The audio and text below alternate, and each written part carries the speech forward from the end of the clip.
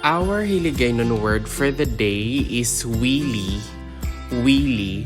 When we say wili, it means entertainment, amusement, distraction. It also means to entertain, amuse, or distract.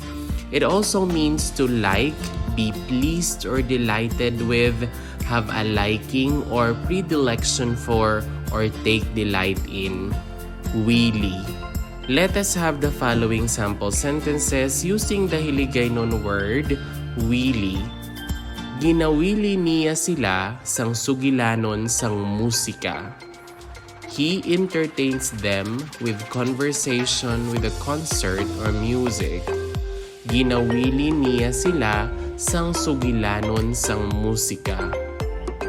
Ginakawilihan ko gid ang pagtanaw sang prosesyon.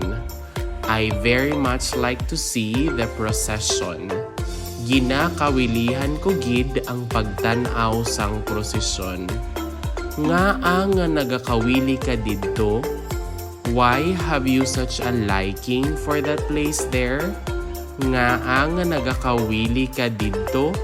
Wiliha ang mga dumuluaw sang kanta. That means amuse or distract or entertain the visitors with some songs or with singing. Wiliha ang mga dumuluaw sang kanta. And that is all about our Hiligaynon word for the day, wili. If you learned something new from this video, please don't forget to click like, leave a comment, and subscribe. Moreover, you might also want to watch the next video on the screen. Maraming salamat, thank you for watching, and see you in the next video.